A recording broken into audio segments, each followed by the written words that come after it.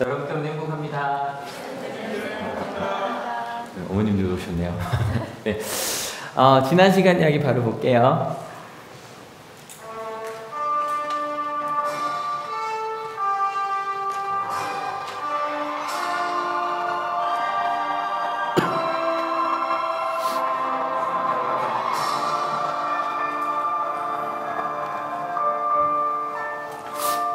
제가요, 이 13장이 사도행전 1부가 끝나고, 그리고 이제 2부가 시작하는 딱 그 장면이라는 걸 벌써 3주째 보여드렸고요. 떠난다는 얘기하고 지금 3주째 출발을 안 하고 있거든요. 그래서 오늘 일단 당장 출발하고 볼게요. 같이. 근데 이 출발한다고 했을 때, 이게 이제 보통 바울의 선교 여행 혹은 바울의 전도 여행이라고 해서요. 실은 아까 우리 그 세 가족들에게 성경책 드렸잖아요. 드렸던 이유가 성경책이 아마 집에 거의 한 권 정도 다 있으시거든요. 찬송가랑 같이 있으신데, 저희 교회가 새 번역이라고 그러니까 좀 쉽게 번역된 성경을 예배 성경으로 한단 말이에요. 그래서 그거랑 이제 저희 찬송가를 이렇게 엮어서 드려요. 그래서 가끔 저희 교회 처음 오시는 분들이 보시고, 여기 이상한 성경 없습니다. 뭐 이러시는 분들이 있는데, 이제 그래서 저희 새가족 교육 받고 나면 꽤 비싼 성경을 이게 드리고 있는데요. 그 성경책 혹시 앞뒤로 보셨어요? 드리면 보시죠. 네, 앞뒤를 보면 지도가 꽤 한 성경마다 다른데 한 3장, 4장, 5장 정도가 항상 성경책에 있어요. 그 좀 흑백으로 된 성경도 흑백으로 되어 있고 좀 비싼 성경은 칼라로 되어 있어요. 그 중에 예수님 신약 부분을 보면 예수님이 활동하셨던 게 하나가 있고요. 그 다음에 꼭 나오는 것 중에 하나가 바울의 선교여행 전도예요. 지도예요. 이걸 뭐 1, 2, 3차를 나눠 있기도 하고 하나 이렇게 섞여 있기도 한데, 저희가 지난번 사도행전 볼 때 좀 다르게 봤는데, 이번에는 이게 제 친구가 그려준 거예요. 히브리대를 다니는 친구가 정말 이런 거 나누는 걸 너무 잘해요. 그래서 제가 가끔 이렇게 성전 모습 보여드리잖아요. 그게 다 그 친구가 그려준 거거든요. 그래서 이걸 무료로 이렇게 배포를 하고 있어요. 여기 밑에 써 있어요. 상업적인 용도는 절대 사용을 금하지만 아니면 괜찮다고. 그래서 좀 요 그림, 그러니까 이거를 왜 이렇게 힘들게 그렸겠어요? 기독교 역사에 너무 중요한 거라서, 이 전도 여행이, 이 선교 여행이. 또 말이 길어지네. 일단 당장 출발합시다. 말씀 같이 읽어볼게요. 준비 시작. 바나바와 사울은 성령이 가라고 보내심으로 실루기아로 내려가서 거기에서 배를 타고 키프로스로 건너갔다. 실은 이런 단어 많이 나오면 좀 이렇게 갑자기 이렇게 정신을 좀 놓치시죠, 그죠? 저게 무슨 얘기인가? 지도로 보면 되게 쉬워요. 여기 보시면 여기가 이제 바다예요. 여기가 바다고, 예루살렘이 여기 있습니다. 예루살렘 여기 있어요. 이렇게 상상해 주세요. 예루살렘이 있고 안디옥, 출발하는 곳이 항상 북쪽에 있습니다. 북쪽에 있는데 좀 알아주실 게, 여기 더 위까지 가면 장화 모양으로 생긴 게 이탈리아죠, 그죠? 그 당시 로마였을 거고요. 혹시 이 로마 옆에 여기가 혹시 어딘지 아세요? 예, 그리스입니다. 그리스 옆에 있는 여기를 현재 뭐라고 그러죠? 예, 터키라고 부릅니다. 이렇게 알아주시고, 이집트는 요 아래 있어요. 그러니까 요 가운데를 무슨 해라 불러요? 지중해라 부릅니다. 이렇게 좀 머릿속에 넣어두세요. 이 중에서 이거 좀 이렇게 확대를 시켜볼게요. 확대를 시키면 여기 예루살렘이 있고 여기 안디옥이 있는데, 실루기아 여기로 내려간 거예요. 안디옥에서 가장 가까운 항구로 간 거죠. 거기서 어디로 넘어갔냐면 실루기아에서 키프로스라고 하는 요 섬으로 간 거예요. 키프로스라고 합니다. 근데 요걸 왜 키프로스라고 돼 있는데, 혹시 옛날로 번역된 성경에 보면 개역에는 혹시 이게 뭐라고 번역되어 있는지 혹시 아시나요? 구브로라고 나와요. 구브로라고. 근데 이게 왜 그러냐면, 옛날 성경, 개역 성경은 보통 한자로 된 성경을 거기서 이렇게 외래어들을 그대로 옮겨왔어요. 그래서 이집트의 왕을 뭐라 부르죠? 파라오라고 하는데 개역 성경에는 바로라고 나와요. 한자를 그대로 옮겨서 그래요. 실은 이것도 구브로도 이제 그런 거예요. 보통 이거 영어로 읽으면 뭐라고 읽게 되죠? 사이프러스에서, 사이프러스 나무가 바로 요 지역에서 난 나무라고 이야기를 하는 건데, 여기서 알아두시면 좋을 게, 지금 세계 공용어가 뭐예요? 영어니까 이걸 사이프러스라고 아셔도 나쁠 건 없는데, 기본적으로 외래어는 영어가 아니라 그 말을 쓰는 나라 말을 기본적으로 써야 돼요. 그게 맞아요. 그러니까 만약에 제 이름을 누가 써 성재 하면 이상하잖아요. 그죠?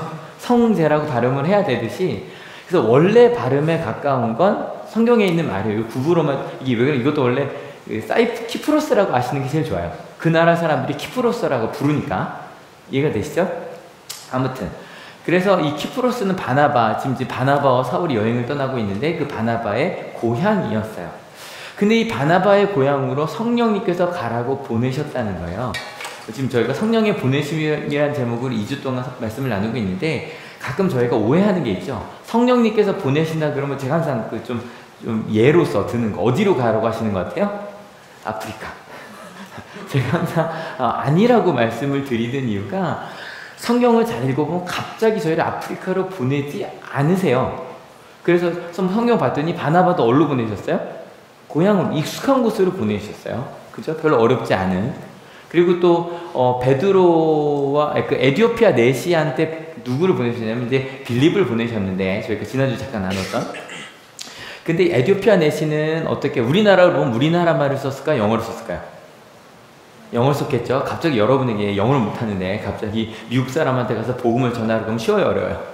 어려워요. 에디오피아에게 내시아에게 가라고 했던 건 실은 교포 출신인 빌립을 보내신 거예요. 이해가 되시죠? 그리고 실은 베드로와 고넬료의 만남도 굉장히 세심하게 준비하셨다는 얘기를 들었죠, 그죠? 그러니까 성령님께서 우리를 보내실 때는 갑자기 이상한 곳으로 보내시는 것이 아니에요. 아무튼 그렇게 첫 번째 선교 여행을 출발을 했습니다. 근데 이게 제가 첫 번째 선교 여행이라고 X표를 친 게 이 바울과 사울이 바울과 사울이네요. 바나바와 사울이 출발하는 게 첫 번째 여행, 선교 여행은 아니에요. 기독교 역사상. 이건 뭐라고 딱 구분을 해야 되면 누구의 선교 여행? 바울의 1차 선교 여행이라고 해야 돼요. 왜냐면 바울과 바나바가 가기 전에 이미 떠난 사람들이 있었어요. 그래서 이 나중에 바울이 3차 전도 여행은 아니지만 3차 때 로마로 가거든요. 로마에 이미 교회가 있었어요. 그리고 그 사도행전 11장에 예수님이 12제자 중에 가장 먼저 죽은 사도, 순교한 사도 혹시 기억하세요? 야고보거든요. 야고보가 이미 그 전에 스페인까지 갔다 왔다라고 알려져 있어요. 근데 그 중에 이제 바울이 간 거죠. 그러면 그 수없이 많은 사람들이 전도를 떠나는데 왜 바울만 기록했는가라는 거죠. 그 이유는 실은 그게 중요해서 그래요. 그래서 맥락상 보면 베드로와 고넬료 때문에 이방인 선교가 인증을 받았습니다. 그것 때문에 안디옥 교회가 안디옥 아까 기억나시죠? 예루살렘과 되게 멀리 떨어져 있죠. 그러니까 유대인들만이 아니라 이방인들이 되게 많았고 그곳에서 사람들이 모여서 이제 이방인과 유대인이 구분 없이 예수님을 믿기 시작했고 그래서 안디옥 교회에서 가장 먼저 어떤 말이 들리기 시작했다? 그리스도인이라고 불리기 시작했다. 바로 그 안디옥 교회에서 2명을 파송한 거예요. 바로 누구? 바나바와 사울을. 그러니까 실은 이 맥락상 되게 중요한 거, 다른 것도 중요하지만, 그러니까 뭐 빌립이 에디오피아 내시에게 세례 줬잖아요, 이방인에게. 가장 먼저 줬지만 그런 개별적인 것보다 인증받은 그 대세가 중요하거든요. 아무튼 그 대세로서 바나바와 사울이 선교여행을 떠났단 말이에요. 그래서 성령님께서 이끌어 주셔서 그냥 좀 어리석은 질문 좀 여쭤볼게요. 이 바나바와 사울의 선교 여행은 성공했을까요? 실패했을까요? 한번 찍어볼게요. 성공했다. 실패했다. 맥락상 이렇게 물어보니 그러면 일단 좀 실패 쪽으로 가고 그 중에서도 그래도 많은 사람이 예수님을 믿었을까? 적은 사람만 믿었을까? 실패라고 했으니까 적은 사람이었겠죠. 근데 심각하게도 적은 사람 정도가 아니라요. 단 한 명이에요. 이 키프로스에서 꽤 오래 선교를 했을 텐데 예수님을 믿었다고 기록된 게 딱 한 명이었어요. 그럼 저희는 좀 물어야 돼요. 도대체 이게 왜 그런 건가? 좀 더 읽어볼까요? 준비 시작. 그들은 살라미에 이르러서 유대 사람의 여러 회당에서 하나님의 말씀을 전하였다. 그들은 요한도 또한 조수로 데리고 있었다. 다시 지도로 돌아갑니다. 이 키프로스 섬, 구브로라고 나오죠, 그죠? 키프로스 섬에서 안디옥에서 이제 이 살라미로 넘어갔습니다. 그러니까 왜 살라미는 유대에 가장 가까운 쪽이죠, 그죠? 그러니까 이 키프로스 섬에서 유대인들이 가장 많은 지역은 이 오른쪽일까요, 왼쪽일까요? 오른쪽이죠. 살라미에 회당이 많았던 거예요. 그래서 그 회당에서 유대인들의 회당에서 하나님 말씀을 전한 거죠. 근데 아직까지 이제 뭐 2차 전도의 한참 뒤에 얘기해요. 그때까지 실은 기독교인들은 이방인에게 가서 복음을 전하지 않아요. 기본적으로 어디 가서? 유대인에게 가서 이런 얘기를 하는 거예요. 우리가 기다리던 메시아가 오셨는데 그분이 누구다? 예수님이다. 그분이 바로 그리스도라고 전했던 거예요. 근데 가서 전했는데 거기에 요한이라는 사람도 따라가다. 요거는 혹시 이번에 그 11호 캡틴 아메리카를 보신 분? 꽤 많이 보셨죠. 이게 요즘 이걸 왜 보나 싶을 텐데 마블 그게 꽤 재밌어요. 솔직히 개인적으로 저는 설교하고 싶은 게 몇 가지가 있는데 언제 어벤져스를 갖고 설교를 한번 해보고 싶고 두 번째는 실은 여러분 잘 보시면 건담과 에반게리온 그 만화를 설교를 한번 해보고 싶은데 아마 못하지 않을까 생각하면 그 덕후들이 모이시면 할 수 있어요. 근데 아무튼 그런데 거기 보면 뭐가 나오냐면 계속 새로운 인물이 나와요. 그래서 다음에 나올 인물을 툭 한번 던지거든요. 실은 요한이 그런 사람이에요. 1차 전도여행 때 심지어 3차 전도여행까지도 별로 중요하지 않아요. 2차 전도여행 잠깐 중요하긴 한데 근데 이 요한이라는 사람이 이 사도행전에 나올 때는 별로 안 중요해요. 오히려 그 갈등의 소지가 되는데요. 이 사람이 되게 유명한 사람이에요. 4복음서 중에 하나를 이 요한이 썼어요. 어떤 복음서를 썼을까요? 마가복음이요. 왜냐면 다 그렇게 생각하실 줄 알고 미안한 거예요. 요한복음은 예수님이 12제자 중에 하나인 요한이 쓴 거고요. 요 마가의 또 다른 이름이 그러니까 이 마가의 또 다른 이름이 요한의 또 다른 이름이 마가예요. 그래서 마가복음을 썼어요.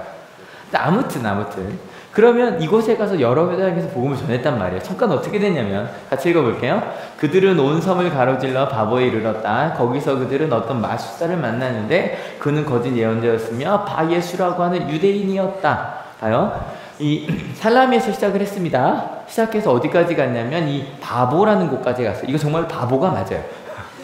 이게 왜냐면 이렇게 그리스어로 끝에 S가 붙으면 바보스라고 있는 게 아니라 그게 이제 격변화를 해요. 그래서 이제 그걸 읽지 않아요. 그래서 이제 바보로 갔어요. 발음 잘해야겠네요. 바보로 갔어요. 왜냐면 바보로 갔는데 그냥 훅 지나간 거예요. 그러니까 실은 생각해보면 아니 그러면 여기까지 쭉 가면서 복음을 전했을 텐데 선교의 결과는 어떻게 됐을까? 나오지 않아요. 나오지 않았다는 얘기는 뭐예요? 별로 효과가 없었다는 얘기예요. 왜냐면 항상 선교를 하고 나면 그게 긍정적이든 부정적이든 결과를 항상 써요. 유일하게 결과가 쓰여지지 않는 게 여기밖에 없어요. 그만큼 사람들이 관심이 없었던 거예요. 근데 이 바보라는 곳이 어떤 곳이냐면 로마 총독이 사는 곳이에요. 그러니까 좀 기분 나쁘지만 조선 총독부가 어디 있었죠? 기분 나쁘지만 서울에 있었죠. 왜요? 가장 중요한 곳이라서 그래요. 그러니까 로마의 그 영토가 됐던 이 키프로스의 로마 총독이 사는 이 중요한 도시까지 간 거예요. 근데 갔는데 거기서 다 예수라는 사람 만났대요. 오늘은 좀 느낌이 2부를 시작했기 때문에 좀 뭐라 할까요? 어벤져스 1 같은 느낌이 좀 있어요. 그래서 다양한 인물을 소개하고 좀 그런 느낌인데 잘 들으시면 좋을 것 같아요. 근데 이 바 예수라는 이름을 보고 혹시 생각나는 게 있는지 모르겠어요. 사람들이요, 이름을 보면, 우리나라도 그런데 이름을 보면 알게 되는 것들이 몇 개 있어요. 이름만 봐도 저 사람이 기독교인이겠구나 싶은 이름들이 있어요. 주변에 혹시 생각나는 이름들이 있으시죠? 예찬 뭐 이런 거. 그러니까 일단 대표적인 게 찬미, 찬송. 누가 봐도 그죠? 이건 기독교인이 아니면 지을 수 없는 이름이에요. 찬미, 찬송. 그렇지 않아요? 이런 거 있고 또 이런 것도 있어. 성경, 은혜. 근데 성경은 가끔 아닌 이름도 있긴 하더라고요. 근데 은혜라는 이름은 그죠? 여기 감리교신학대학교 다니신 분들 알아요? 한 학년에 은혜가 최소 4명 이상 있어요. 정말 많아요. 목사님, 장로님들 은혜는 진짜 많죠. 심지어 저희 차은혜 목사님도 은혜시잖아요. 그래서 약간 은혜라는 이름 많이 짓고 성경도 마찬가지고요. 그 다음에 이런 이름들, 성경의 이름을 그대로 쓰는 거.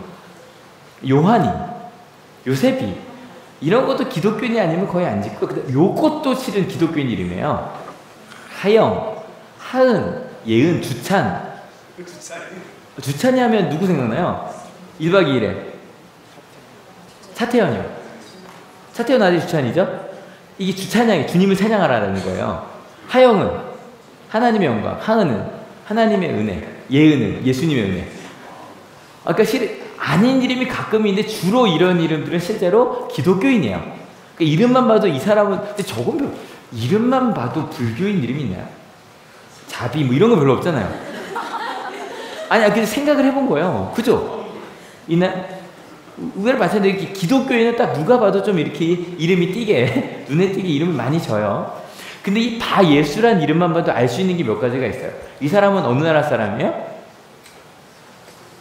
일단 예수란 이름이 들어가니 유대인일 가능성이 크겠죠. 일단 이 바라는 이름의 뜻이 뭐냐면 누구누구의 아들이란 뜻이에요. 그래서 바돌로메, 바디메오 다 뭐냐면 디메오의 아들, 돌로메의 아들. 실은 지금 여기는 바나바도 나바의 아들. 실은 원래 이름은 요셉인데요.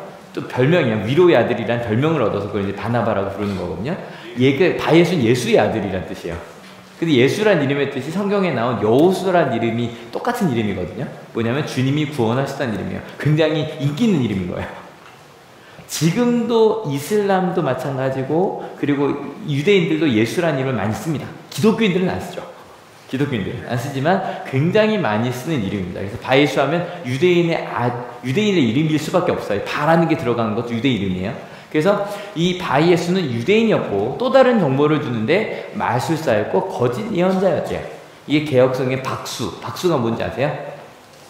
이거 말고요. 박수무당이라 그러면 무당인데 남자 무당을 박수무당이라고 하고, 그러니까 박수라고도 번역이 됐는데 새 번역엔 마술사라고 번역이 됐는데 이게 조금 더 가까워요. 유대인이 그렇게 막 신접하진 않았거든요. 하여간 마술사였어요.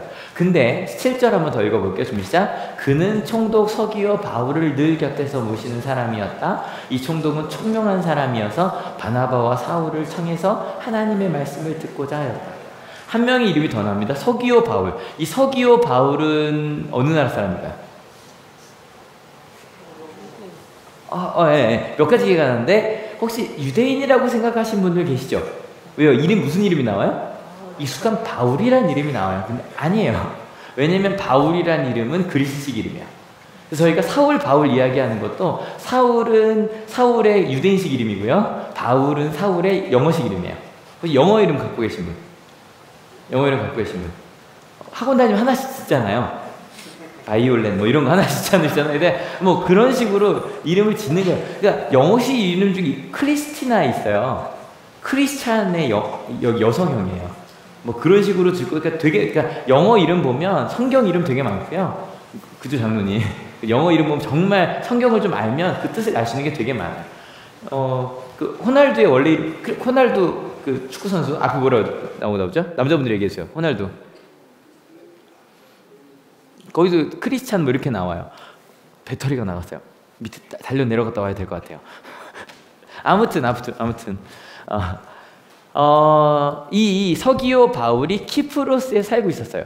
근데 아무튼 이 총독이요, 키프로스의 총독이었는데 이 서기오 바울이란 딱 한 명만 예수님의 말씀을 받아들였다는 거. 도대체 왜 그랬냐는 거죠. 왜? 실은 이 질문을 오늘 계속 끌어가고 있는 중인데, 이럴 수도 있을 거예요. 지금 이게 바울의 몇 번째 전도 여행이죠?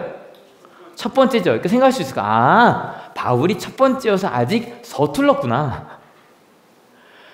여기서 그러니까 꼭 학교에서만이 아니라 나는 누군가를 가르쳐 본 적이 있다.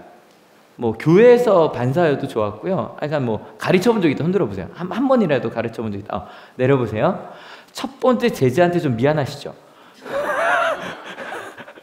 이게 막 열심히 뭐 이게 교사가 됐든 뭐가 됐든 저도 실은 처음 전도사 했던 애들한테 미안함이 좀 있어요. 멋두부로 막 던진 것들이 좀 있거든요. 아무튼 그랬던, 뭐 그랬을 수도 있을 것 같아요. 그죠? 바울도 처음 전도한 거였으니까 부족했을 수도 있었을 것 같은데, 아니면 그게 아니었다면 이렇게밖에 생각이 안 되거든요. 유대인들이 복음에 관심이 없었다라고밖에 안 돼요. 근데 이게 이상한 게요, 처음에 이 사도행전 앞부분에 보면 예루살렘에 있는 유대인들이요, 베드로가 한번 설교했을 때 1000명 몇 명 믿었대요? 4,000명. 그리고 4장에 또 4,000명 믿었다는 얘기도 나오거든요. 근데 왜 키프로스에 있는 유대인들은 그러지 않았냐는 거죠. 이 질문을 가지고 조금만 더 갈게요. 그러면 또 왜? 총독 서기오 바울은 왜 믿었냐는 거죠. 이거는 일단 총독 서기오 바울 아직은 믿었다는 얘기는 안 나왔구나. 뭐라고 되냐면 이 사람은 관심을 가졌다 그랬거든요. 그 이유가 이 본문에 나와요. 총독 서기오 바울은 어떤 사람이었대요? 총명한 사람이었대요. 이 총명한이라는 뜻이 원어로 같이 한번 멋있게 읽어볼게요. 준비 시작. 수네토스라고 되어 있는데 이게 어떤 뜻이냐면 정신적으로 집중하다라는 뜻이 있대요. 그러니까 뭐냐면 현명한, 슬기로운. 그러니까 총명한 사람이라는 건 뭐냐면 함부로 판단하지 않는 사람이에요. 정신력을 집중해요. 한번 여쭤볼게요. 지금 이 말씀을 들으시는데 정신력을 집중하고 계신 분. 왜냐면 집중하고 계셔야 돼요. 왜냐면 이게 자꾸 이제 딴 나라 얘기 나오고 막 이러니까 흩어지지 않게. 근데 집중하는 사람은 일단 기본적으로 함부로 판단하지 않아요. 이건 저렇구나 물어보고요. 모르면 물어보고, 그런 사람이 정신적으로 집중하는 사람이죠. 그러니까 실은 이 사람이 마술사 바예수를 곁에 둔 이유도 마찬가지예요. 이 사람은 총독이었으니까 꽤 많이 배웠겠죠. 그죠? 꽤 똑똑한 사람이고 누가 봐도 총명한 사람이었어요. 그러다 보니까 뭘 아냐면 나와 다른 생각을 가질 수 있다는 걸 알아요, 사람들이. 그래서 그걸 귀 기울일 수 있는 사람들이 총명한 사람이에요. 또 다른 하나, 이 사람은 뭘 알았냐면 내가 모르는 영역이 있다는 걸 알아요. 이 사람은 정치에 있어서는 대단한 사람이었을 거예요. 그런데 내가 모르는 영역, 하나님이나 그런 영역은 내가 잘 모르잖아요. 그러니까 유대인들은 일단 영적인 영역에 좀 강하죠. 그 중에서도 또 자기가 좀 지혜가 갖고 있다는 바예수를 옆에 둔 거예요. 그죠? 바나바와 사울에게 관심을 가진 것도 그런 거였어요. 내가 모르는 부분. 여러분, 전 좀 우리가 이런 사람이 됐으면 좋겠어요. 뭐냐면 내가 모르는 것에 대해서 물어볼 수 있는 사람도 되게 멋진 사람이에요. 어떤 사람들은 난 모르겠지만 그냥 모른 채로 지나가지. 그럼 절대 배움이 없어요. 더 나쁜 건 모르는 걸 판단하는 게 제일 나빠요. 나는 경험하지 않았는데도 난 널 다 알아. 그게 제일 나쁜 거거든요. 아무튼 그런 총명한 사람이었어요. 조금만 더 읽어볼까요? 준비 시작. 그런데 이름을 엘루마라고 번역해서 부르기도 하는 그 마술사가 그들을 방해하여 총독으로 하여금 믿지 못하게 하려고 애를 썼다. 도대체 그 유대인인 사람이, 바나바와 사울도 유대인인데 그들이 하는 하나님의 말씀을 왜 듣지 못하게 방해를 했는가? 그 이야기는 그 다음을 보면 저희가 유추해 볼 수 있는데 같이 읽어볼게요. 그래서 바울이라고도 하는 사울이 성령으로 충만하여 마술사를 노려보고 말하였다. 너 속임수와 악행으로 가득 찬 악마 이 자식아, 모든 정의의 원수야. 너는 주님의 바른 길을 굳게 하는 것을 그치지 못하겠느냐. 드디어 처음으로 사울이 바울이라고 소개가 됩니다. 왜요? 영어를 쓰는 영역으로 넘어간 거예요. 이제 또 계속 바울이라고 나옵니다. 그리고 나서 이렇게 얘기를 해요. 그는 정의의 원수이고 주님의 바른 길을 굳게 하는 사람이래요. 이 말을 왜 하는 걸까? 근데 여기에 바울과 사울이 어떤 하나님 말씀 전해지 나오지 않지만 이건 생각하기 쉬워요. 바울과 사울은 누구에 대해서 말했을까요? 예수님에 대해서. 그죠? 왜요? 예수님을 누가 보내셨다? 하나님 아버지가 예수님을 보내셨다. 그것도 독생자이신 예수님을. 왜 보내셨을까? 하나님이 누굴 사랑하셔서? 우리를 사랑하셔서. 그 예수님께서 어디서 죽으셨다? 십자가에서 죽으셨다. 왜? 누구를 사랑하셔서? 우리를 사랑하셔서. 또 하나님은 예수님을 그곳에 두지 않으시고 부활시켜 주셨다. 왜? 누구를 사랑하셔서? 우리를 사랑하셔서. 그 이야기를 하셨을 거예요. 그러니까 이 사람들의 결론은 뭐예요? 하나님 누굴 사랑하신다? 우리를 사랑하신다. 그냥 우리가 아니라 우리 누구를? 우리 모두를 사랑하신다고 이야기를 한 거예요. 게다가 심지어 누구까지 사랑하셨냐면 사울까지도. 사울이 어떤 사람이었죠? 예수님 믿는 사람들을 죽이던 사람이었어요. 그러니까 사울이 얘기하면 이해가 잘 되는 거예요. 그죠? 난 예수님을 죽이려던 사람인데 나까지도 예수님이 사랑하셨습니다. 그 다음에 또 성령 하나님에 대해서 저희가 지난주 얘기했던 것처럼 성령 하나님에 대해서 얘기했겠죠. 기억하시죠? 성령 할 때 영의 뜻은 이런 거라 그랬어요. 모든 생명이 누구의 생명이다? 하나님의 생명이다. 우리 숨 쉬는 것만으로도 하나님 우리 가운데 계시다는 말씀을 드렸죠. 근데 그냥 거기서 끝나는 것이 아니라 거룩한 영이 있는데, 왜냐면 그 생명의 근원이 되신 하나님의 마음과 하나님의 영이 우리 가운데 있습니다. 믿으십니까? 이 두 가지를 얘기하는 거예요. 그래서 옆 사람한테 한번 이렇게 좀 오글거리는데 이거 최대한 안 오글거리게 좀 말을 만들어 보는데 이상이 안 되더라고요. 이렇게 인사를 한번 나눠볼게요. 지난주에 했던 거예요. 준비 시작. 당신의 숨결 속에 하나님의 생명이 느껴집니다. 이거 되게 다르지 않아요? 그냥 숨을 쉬는 것만으로도 그게 하나님의 숨결이라는 거예요. 근데 이거 이상한 거죠. 너무너무 좋은 얘기죠. 제가 지난주에 끝나고 나서 이런 얘기 많이 들었어요. 목사님, 모든 생명이 하나님의 생명이라고 말하는 게 좋았다는 얘기를 피드백을 되게 많이 들었거든요. 좋잖아요. 여러분, 나중에 그러니까 그거 꼭 해보세요. 자기 잘 때 가족들의 코에 이렇게 손을 이렇게 대고 숨 쉬면 하나님의 생명 이러시면 돼요. 심지어 제가 학생들이 무슨 얘기까지 했냐면 엄마 아빠가 여러분 혼내시는 것 자체가 숨이죠. 그죠? 혼내시는 저 숨이 하나님의 생명 이러면서 한번 들어보시라고 제가 말씀을 드렸어요. 그러니까 너무너무 좋은 건데 왜 이 얘기를 듣고 사람들이 심지어는 하나님의 이야기를 특별히 퀴프로스인 유대인들이 왜 받아들이지 않았냐는 거죠. 실은 이건 일단 쉽게 생각해보면 이래요. 아까 그랬죠. 어디에 사는 유대인들은 예수님의 말씀을 받아들였다? 예루살렘에. 왜냐하면 예루살렘이라는 곳 자체가 하나님의 역사를 기대하는 사람들이 모여있는 곳이에요. 그러니까 저는 알아요. 이곳에서 제가 말씀을 전하면 정말 잘 들으세요. 왜냐하면 하나님을 기대해서 오셨으니까. 근데 키프로스는요, 유대 지역도 아니잖아요. 그죠? 교포예요. 나갔어요. 실은 먹고 살기에 바쁜 곳이에요. 하나님의 역사가 별로 궁금하지 않아요. 언제처럼? 월화수목금토의 우리 모습처럼. 이번 주에 한 청년이랑 같이 밥을 먹는데 그러더라고요. 중고등부 때 그랬대요. 아, 도대체 우리 교회 언니들 청년부가 되면 왜 교회 안 나와? 자기 정말 이해가 안 됐대요. 직장을 가자 보니 이해가 좀 되더래요. 왜냐면 먹고 살기에 바쁘다 보니까 내가 선택을 하게 되더라는 거예요. 쉴까? 교회 갈까? 예전엔 별 그 고민 안 했는데 먹고 살기 바쁘다 보니까 내가 하나님보다 이게 더 중요해 보이는, 자꾸 내가 더 중요해 보이는 그런 일들이 있더라는 거죠. 아마 그럴 수 있었을 것 같아요. 근데 또 다른 하나는 바로 이것 때문이에요. 실은 이게 오늘 이야기의 핵심인데요. 다시 한번 읽어볼게요. 준비 시작. 하나님은, 여러분 이거 너무 좋은 얘기 아니에요? 근데요, 우리 모두라고 말하는 순간에 사람들은 별로 안 좋아해요. 왜냐면 나만 사랑받았으면 좋겠어요. 좀 와닿으세요? 이게 저희 솔직해지셔야 오늘 말씀이 와닿으실 거예요. 우리만 사랑받았으면 좋겠어요. 우리 교회만, 우리 기독교인들만, 아니면 우리 가족만. 그래서 사람들이 이런 것 때문에 항상 그 홈쇼핑에서 이런 말을 써먹죠. 마감임박. 소수만 갖게 되니 빨리 전화하십시오. 한정판. 난리가 나요. 별게 아닌데. 뭐 스타벅스 그런 데서도 뭐 이렇게 텀블러 같은 거면 한정판이라고 하면 금방 나가더라고요. 왜냐면 나만 특별한 걸 가지고 싶은 거예요. 그러다 보니까 모두를 사랑한다고 하는 순간에 나랑은 상관없어 보이는 거죠. 실은 이 마술사 바예수라는 사람도 그렇게 말했을 거예요. 뭐라고 말했냐면, 나에겐 하나님의 특별한 계시가 들린다. 나에게만. 그래서 나는 특별한 사람이고 때문에 아마 그 특별한 걸 보여주려고 특별한 행동들을 했을 거예요.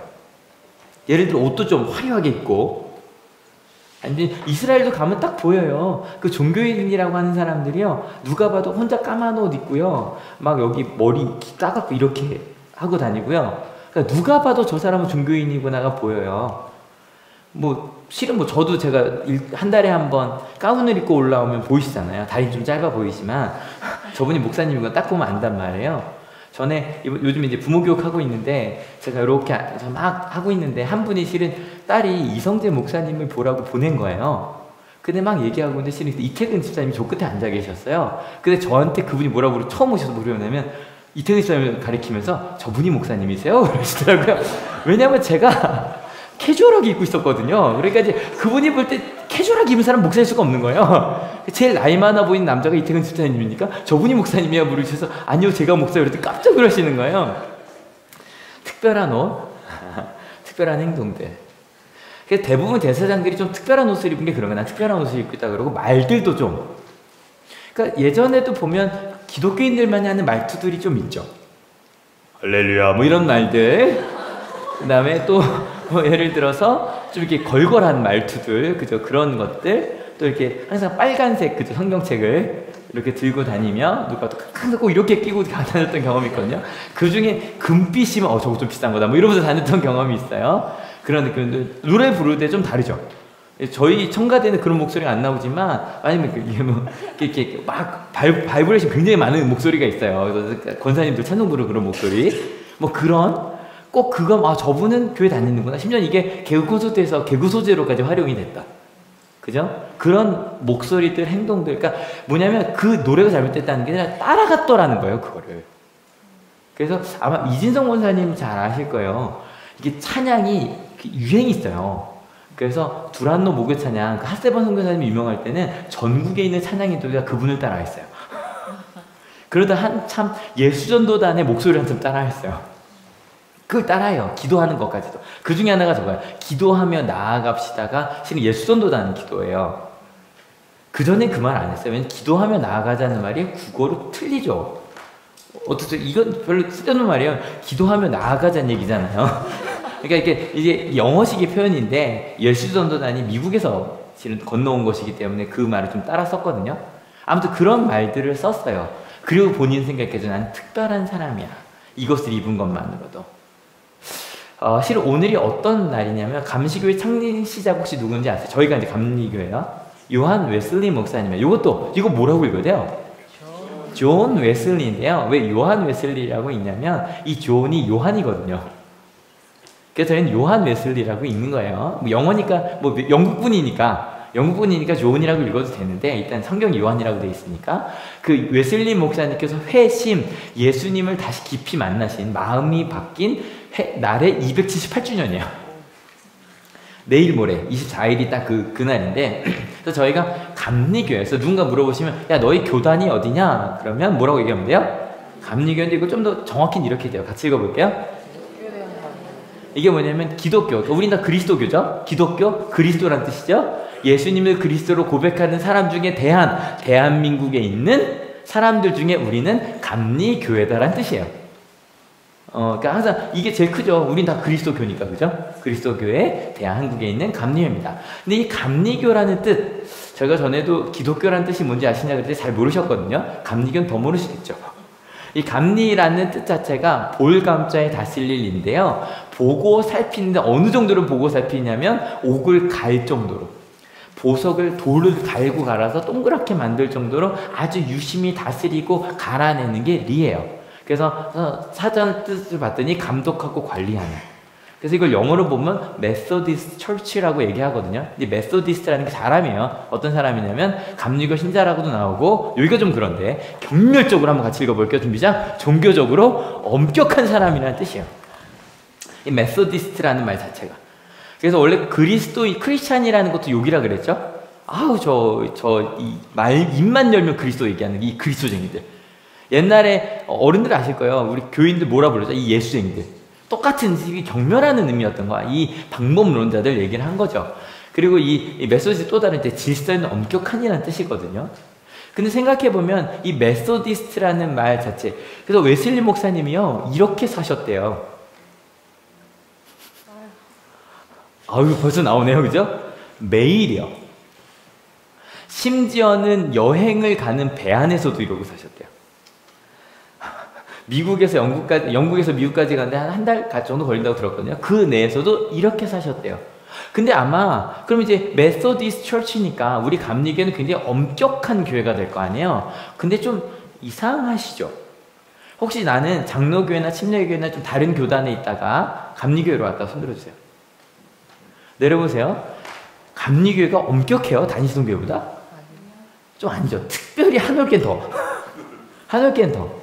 근데 왜 메소디스트 처치가 됐을까? 실은 그 분기점이 되는 게 바로 오늘이에요. 이 요한 웨슬리 목사님은요, 이제 아버지, 할아버지, 증조할아버지가 다 목사님이에요. 그래서 굉장히 엄격한 종교교육을 받아서요, 한번 같이 읽어볼게요. 준비 시작. 구원을 받으려면 하나님의 모든 명령들을 준행하며 모든 면에서 복종해야 된다고 생각하며 살았대요.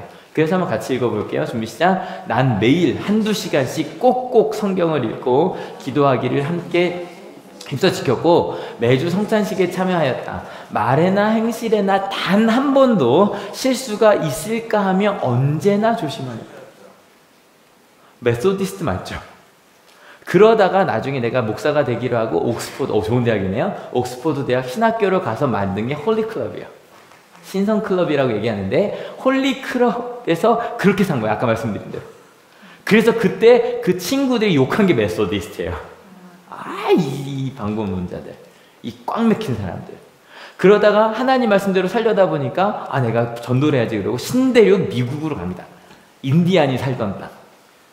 근데 그곳으로 가서도 그렇게 사는데 가는 도중에 대성을 건너가잖아요. 건너가는 도중에요 갑자기 풍랑이 친 거예요. 풍랑이 너무 약하다, 그죠? 좀 더 크게 쳐야 되는데. 근데 풍랑이 치는데 여러분 혹시 배 타는데 배가 흔들리는 경험 해본 적 있으세요? 되게 무섭다면서? 저는 별로 없거든요. 왜냐면 우리 웬만하면 안 가니까 그 정도면. 근데 와 이거 큰일 났다 싶을 정도는 한데 거기에 모라비안이라고, 그러니까 이거 감리교처럼 또 다른 교단인 거예요.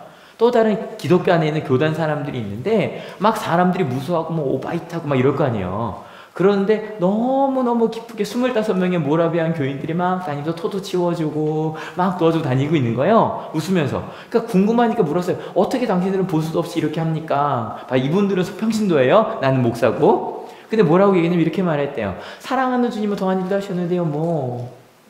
그리고 나서 더 열심히 했다. 나중에 이게 더 심해진 거예요. 이제는 죽을지도 모르겠다까지. 심지어 돛대가 끊어지고요. 부러지고 정말 그 상황까지 된 거예요. 무서워 죽겠는데 모라비안 교도들이 동그랗게 앉아서 흔들리지만 손을 잡고 찬양을 부르고 있더래요. 그래서 가서 물었대요. 안 두려우시냐고.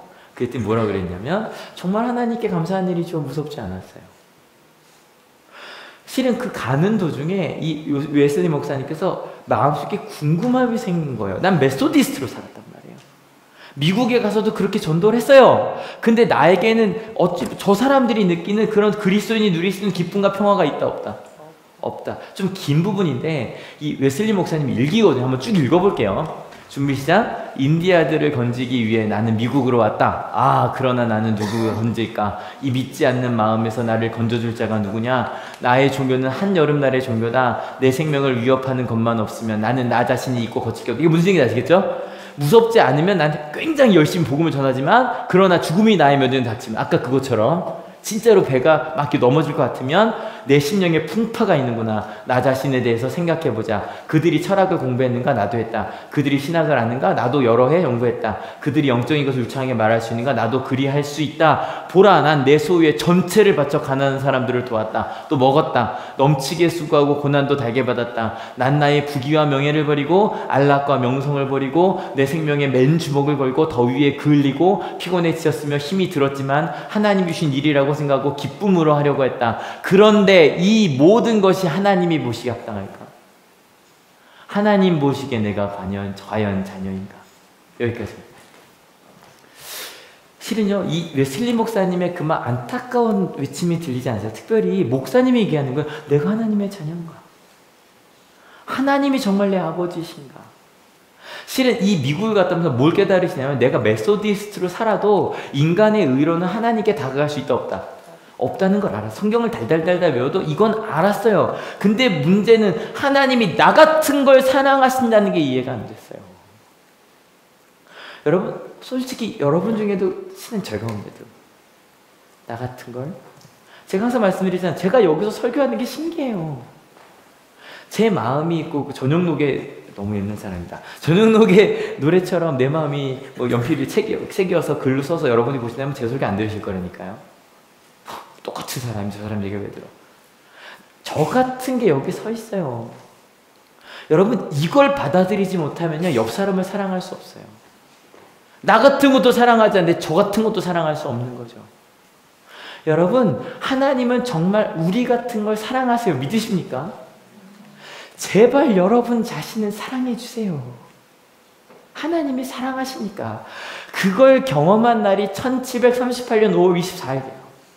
내일 모레가 그 278주기가 되는 날인 거예요.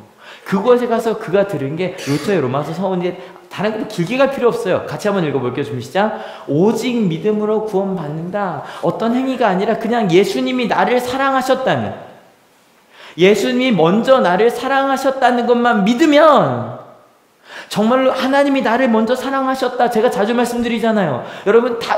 여러분 모두 부모님의 자녀이시죠. 부모님의 자녀가 되기 위해 뭘 하셨어요? 아무것도 안 했어요. 그냥 나는 하나님의 자녀예요. 맞죠? 그게 뭐든. 근데 좋은 건 나중에 그 아이가 그러니까 아버지를 알아보면 더 좋죠? 제가 요즘에 이제 겨우 실은 저희 지안이가 차은혜 목사님 알아본 지 꽤 됐어요. 저는 못 알아봤어요. 심지어는 제가 이스라엘 2주 갔다 오니까 얘가 자다 깨다가 저를 봤는데 울더라고요. 못 알아본 거죠. 근데 어저께 미안하고 기분 좋았던 게 지금 어제 아이를 이제 서울에 놓고 왔단 말이에요. 근데 아이 막 이렇게 신나게 놀아주다가 잠깐 뭘 가지러 들어갔는데 애가 막 정말 서럽게 울어요. 미안하면서 고마운 거예요. 실은요, 예수님이 이 땅에 오셔서 우리에게 말씀하시려는 건 바로 이거였어요. 여러분 아직 예수님을 잘 모르시는 분 많아요. 여기 학생들도 많고. 근데 예수님이 우리가 무엇하지 않아도 먼저 우리를 사랑하셨어요. 믿으십니까? 여러분 옆 사람한테 어저께 지난주에는 저희가 우리가 숨쉬는 것만으로 하나님의 사랑 생명이 내 가운데 있다고 얘기를 했다면 옆 사람 손잡고 얘기해 주세요. 하나님이 너 진짜 사랑하신다 얘기 한번 해주세요. 하나님이 당신을 진짜 사랑하신다고요. 여러분 어느 순간인가 나 같은 걸 사랑하시다 특별히 모태신앙인들이 생각 더 많이 해요. 내가 이번 주 주일 예배 빠졌는데, 내가 이번에 이런 거 잘못했는데 이런 나를 사랑하실까? 아니요. 하나님은 무조건 나를 먼저 사랑하세요. 믿으십니까? 여러분 이걸 이 웨슬리 목사님이 깨달으신 날이 2780년 전에 내일 모레예요. 그것부터 우리 메소디스트, 우리 감리교회가 생겼고 바뀌었어요. 그 얘기를 다 하자면 너무 오래 걸리겠죠. 다음 이 시간에 좀 더 이어서 갈 거예요. 근데 여러분 오늘 말씀 정리할게요. 왜 서기오 바울만 받아들였을까? 왜 유대인들은 받아들이지 않았을까? 이 말을 이렇게 바꿔볼게요. 왜 우리 그리스도인들은 예수님이 우리를 사랑하신다는 걸 믿지 않을까요? 왜 우리 그리스도인들은 나만이 아니라 내 바로 옆에 있는 사람들, 심지어는 여러분을 힘들게 만드는 사람까지도 하나님께서 그를 사랑하신다는 걸 왜 우린 받아들이지 않을까요? 왜 교회에 앉아갖고 저 사람은 사랑하지 않으실까요? 왜 우리 그 손가락질을 하고 있을까요? 왜? 나 같은 걸 사랑하셨는데. 여러분 바나바와 바울이 전한 하나님의 말씀 어렵지 않아요. 예수님이 이 땅에 오셨다. 누가 보내셨다? 하나님, 아버지 하나님께서 독생자 예수를 보내신 이유. 왜? 누굴 사랑하셔서? 우리를 사랑하셔서 그분이 십자가를 지었다. 왜? 누구를 사랑하셔서? 우리를 사랑하셔서 하나님이 그를 부활시키셨다. 왜? 누굴 사랑하셔서? 우리를 사랑하셔서, 나를 사랑하셔서, 하나님이 우리만이 아니라 우리 모두를 사랑하신다는 그 마음을 여러분 마음 가운데 품어주세요. 그리고 웨슬리처럼 돌아가 주세요. 혹시 그 마음을 이미 누리고 계신 분들은 기쁨으로 돌아가시면 돼요. 그래, 맞아. 하나님 나 같은 걸 사랑하셨어. 그래, 내가 만약에 그 풍랑 속에서도, 나 지금 고3이지만, 나 지금 우리 자녀 때문에 두렵고 떨리지만 하나님이 나 사랑하셔서 난 두렵고 떨리지 않을 수 있어. 기쁨으로 돌아가세요. 근데 아직 우리 마음에 두려움이 있다면, 아니면 옆 사람을 향한 판단, 비판이 남아있다면, 나에게는 왜 저런 게 없을까? 하나님 우리 모두를 사랑하셨는데, 하나님 저 그 사랑을 정말 알고 싶다는 마음으로 돌아가 주세요. 왜냐면 하나님은 대답하는 분이세요. 믿으십니까? 실은 서기오 바울이 믿은 게 이거예요. 같이 읽어볼게요. 준비 시작. 총독은 그 일어난 일을 보고 주님을 믿게 되었고 주님의 교훈에 깊은 감명을 받았다. 나 같은 자를, 사울 같은 자를 받아주셨다는 것, 그것 때문에 기독교인들은 매주 눈물을 흘리는 거예요. 우리 모두 다른 조건 없이 좀 꿈꿔요. 우리 은혜가 삶이 된 하늘교회가 조건 없는 하나님 아버지의 사랑을 전하는 교회가 되었으면 좋겠어요. 하늘교회 안에 넌 이것 때문에 저것 때문이 아니라, 너는 이곳에 오지 않아도 하나님이 널 사랑해. 근데 이곳에 와야 하나님의 사랑을 더 많이 할 수 있잖아요. 그러니까 네가 그 사랑을 더 많이 나와 함께 누렸으면 좋겠어. 그런 교회가 될 거예요. 믿으십니까? 저희 메소디스트예요. 웨슬리 목사님처럼 그걸 깨달아야 되는 사람들이에요. 여러분 우리 같이 이 찬양 부를 거예요. 여러분 우린 누굴 믿어요? 누굴 우리 구주로 삼아요? 예수님을요. 나를 사랑하시는, 조건 없이. 그래서 여러분 부모님들은 조건 없이 자녀를 사랑하기 시작하셔야 돼요. 선생님들은 조건 없이 학생들을 사랑하기 시작하셔야 하고요. 우리 교회 중직자에서 우리 장로님, 권사님, 지사님들은 조건 없이 나에게 맡겨진 사람들 사랑하기 시작하셔야 돼요. 근데 그렇게 가면요, 이 세상에서 내 영혼이 하늘의 영광을 누려요. 믿으십니까? 같이 찬양합시다. 예수를 나의 구주 삼고 성령과 피로써 거듭나니 이 세상에서 내 영혼이 하늘의 영광 누리도다. 이것이 나의 간증이요, 이것이 나의 찬송일세. 나 사는 동안 끊임없이 구주를 찬송하리로다. 온전히 주께 맡긴 내 영, 사랑의 음성을 듣는 중에 전사를 왕래하는 것과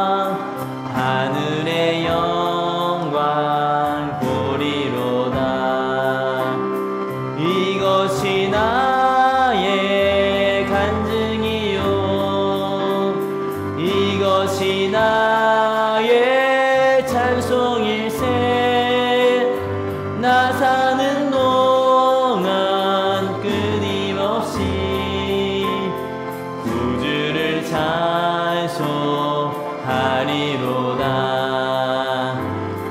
주안의 기쁨 누림으로 마음의 풍랑이 잠잠하니 세상과 나는 간 곳 없고 구속한 주만 보이도다. 이것이 나의 찬송이요 이것이 나의 찬송일세. 나 사는 동안 끊임없이 구주를 이것이 나의 간증이요 이것이 나의 간증이요 이것이 나의 찬송일세. 나 사는 동안 끊임없이 구주를 찬송하리로다. 이제 같이 기도합니다. 아마 이 가운데 있는 많은 분들은 하나님이 나 같은 걸 사랑하신다는 걸 아시는 분들이세요. 그래서 맞아, 나 같은 거 사용하셨는데, 나 같은 거 사랑하셨는데, 나 같은 거 부르셨는데. 여러분, 그 첫사랑을 다시 한번 기억하며 기도해 주십시오. 내 가운데 기쁨이 있는 이유 다른 것 아니라 나 같은 거 사랑하신 바울과 사울이 전한 바로 그 복음 때문입니다. 그거 감사하며 기도합시다. 그런데 혹시 말씀을 들으시며 내 가운데 혹시 그 바예수처럼 아니야, 나만 사랑받아야 돼, 우리만 사랑받아야 돼, 이렇게 노력하는 사람만 축복받아야지 어떻게 모든 사람을 하나님이 사랑하시겠어? 저 사람은 사랑하지 않으실 거야. 그런 마음이 혹시 있으셨다면 하나님, 나 같은 걸 사랑하신 그 하나님의 사랑 더 깊이 묵상하며 깨닫게 하여 달라고. 이번 한 주 동안 나 같은 걸 사랑하신 그 하나님을 사랑하겠노라고, 나 같은 걸 사랑하신 하나님을 믿기에 내 옆에 있는 사람을 정말 진심으로 있는 모습 그대로 사랑하겠노라고. 아니, 내 힘으로 할 수 없으니 하나님의 사랑을 내 가운데 가득 채우겠노라고 주님 함께 하여 달라고 같이 기도하기 원합니다. 같이 기도하시겠습니다. 하나님 어찌 나 같은 걸 사랑하셨습니까? 하나님 어찌 나 같은 걸 사랑하셨습니까? 어찌 나 같은 걸 세우셨습니까? 하나님, 웨슬리 목사님처럼 메소디스트도 아닙니다. 내가 최선을 다해 사는 것도 아니었습니다. 그저 하나님 앞에 하나님도 잊어버리고 내 마음대로 살던 사람이었습니다. 그런 우리를 하늘에 보내주셨고 그런 우리가 지금 이렇게 함께 모여 예배하게 하셨습니다. 하나님, 우리 가운데 내가 너를 사랑한다 말씀하셨습니다.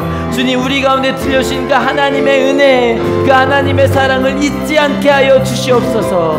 나 같은 걸 사랑하시소 부르신, 지금도 우리에게 끊임없이 그 사랑과 축복을 흘려보내시는 그 하나님의 사랑을 잊지 않게 하여 주시옵소서. 자꾸 내 마음속에 어리석은 마음이 드러납니다. 자꾸 내 마음속에 어리석은 마음들이 드러납니다. 무엇해야 사랑받을 것 같고, 내가 교회를 이렇게 해야, 하나님 앞에 이러한 선한 것들을 더 쌓아야 하나님이 날 사랑하신 것 같은 그 끊임없는 그 두려움, 끊임없는 그 나락으로 떨어진 우리의 모습들을 봅니다.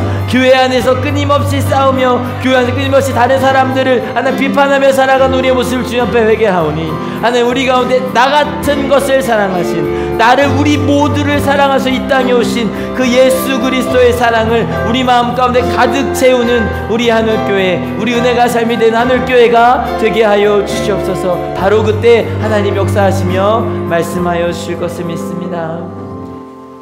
하나님, 어찌 나 같은 것을 위해 독생자 예수 그리스도를 이 땅에 보내주셨습니까? 어찌 나 같은 것을 위해, 우리 모두를 위해 예수님을 십자가에 지게 그를 그렇게 내버려 두셨습니까? 그리고 그를 죽음에 내버려 두지 않으시고 그를 부활시켜 주신 것, 바로 우리를 사랑해서가 아닙니까? 우리 모두를 사랑해서가 아닙니까? 나 같은 걸 사랑해 주신 그 그 예수 그리스도의 은혜, 하나님의 은혜를 알게 하시니 감사합니다. 그러나 하나님 어느 순간인가 잊었습니다. 내가 교회를 잘 다녀서 하나님이 날 사랑하시는 것 같고, 내가 기도를 많이 해서 하나님이 내 기도를 들어주시는 것처럼 자꾸 속았습니다. 그리고 세상에서 바쁨 속에서 하나님이 계시지 않는 것처럼 살고 있었습니다. 주님, 이 시간 나 같은 것을 사랑하신, 우리 모두를 사랑하신 그 예수 그리스도를 다시 한번 우리 마음속에 모십니다. 메소디스트였던 우리 요한 웨슬리 목사님께서 한순간에, 아니 실은 꽤 오래 고민했습니다. 어떻게 하나님의 사랑을 받을 수 있는가? 나 같은 게 어떻게 하나님의 사랑을 받을 수 있는가? 278년 전에 웨슬리 목사님께서 하나님이 날 사랑하신다는 그 놀라운 응답을 받았듯이 저희가 지금 궁금함을 가지고 세상을 향해 나아가려고 합니다. 정말 나 같은 걸 사랑하실까? 정말 우리 직장 상사 같은 사람을 사랑하실까? 정말 내 가족, 나를 힘들게 하는 그 가족을 정말 사랑하실까? 그것에 응답 얻기 위하여 하나님 앞에 끊임없이 무릎 꿇고 기도하며 질문하는 저희들이 되겠습니다. 왜냐하면 하나님의 사랑, 그 성령님께서 우리 안에 내주하지 않으시면 저희는 사랑할 수 없는 연약한 존재이기 때문입니다. 이 귀한 비밀을 알려주셔서 감사합니다. 이번 한 주 그렇게 우리 가운데 내주하신 성령님과 함께 나 같은 것을 사랑하신 예수님의 사랑을 마음껏 받아들이고 기도하고 큐티하고 말씀 예배 속에서 그 사랑을 많이 받고 그 사랑을 나누겠다고 결단하는 하나님의 귀한 자녀들 머리 위에 예수 그리스도의 사랑과 하나님의 은혜와 성령 하나님의 인도하심이 지금으로부터 영원토록 함께 하옵시기를 간절히 축원하옵나이다.